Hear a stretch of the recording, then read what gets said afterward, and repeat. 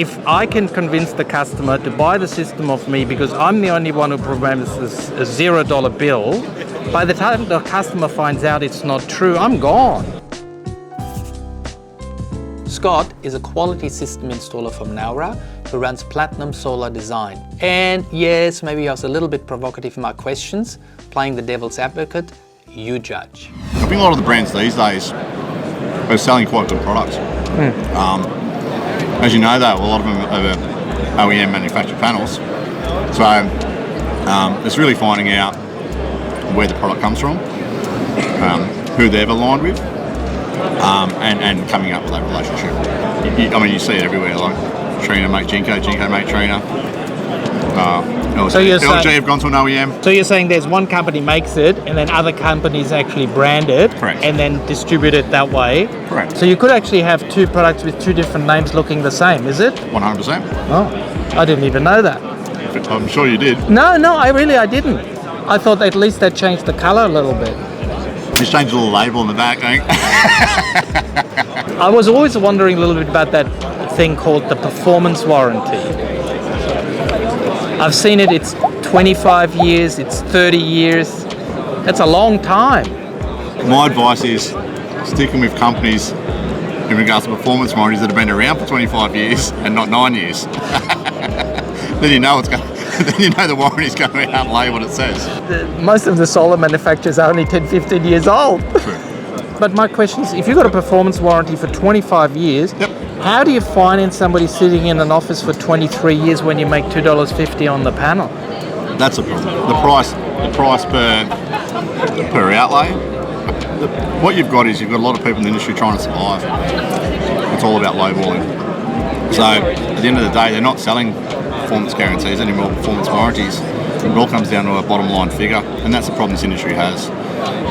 Cutting corners, not letting experts do their job, shonky second grade salesmen, too many in the industry. And that's the problem we have in this industry.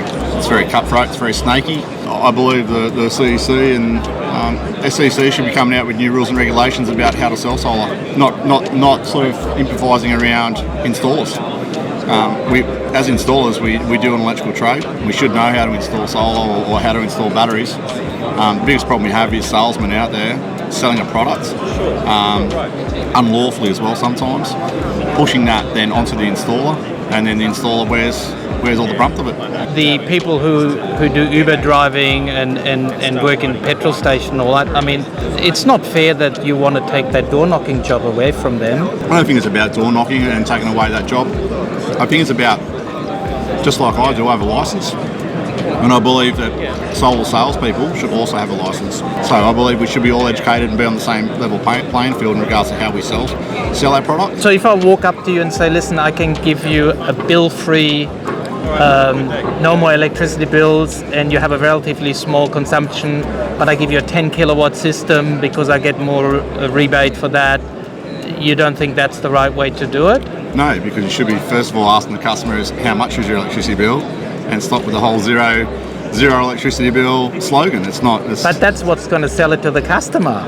Yeah, but at the same time, it's destroying the industry and destroying the market, isn't it? So we don't want that. We actually want the other way around. We want experts to actually analyse electricity bills, analyse the people's needs, analyse their house, where they use power, where they use their consumption, how they're going to export, and sell it the right way. Yeah, but hang on a second. But if I can convince the customer to buy the system off me because I'm the only one who promises a $0 bill, by the time the customer finds out it's not true, I'm gone.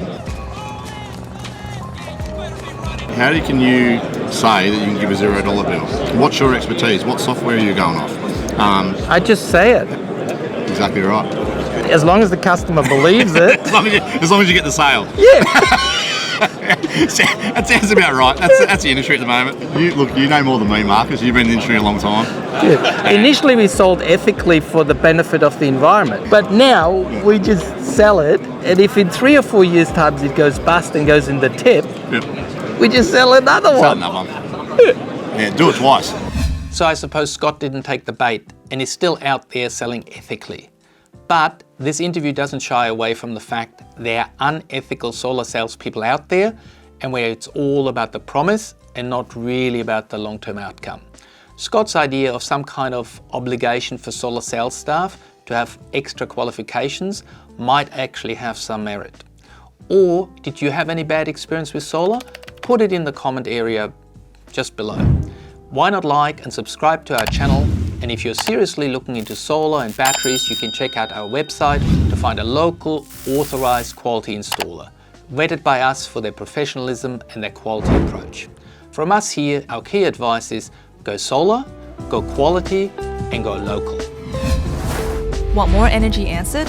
Visit yourenergyanswers.com for quality energy products, tools and calculators, and find your quality local installers. Please support the channel by liking the video, hit that subscribe button, and ring the bell, and check out all our other videos. You're still here? I'll see you next time. Bye.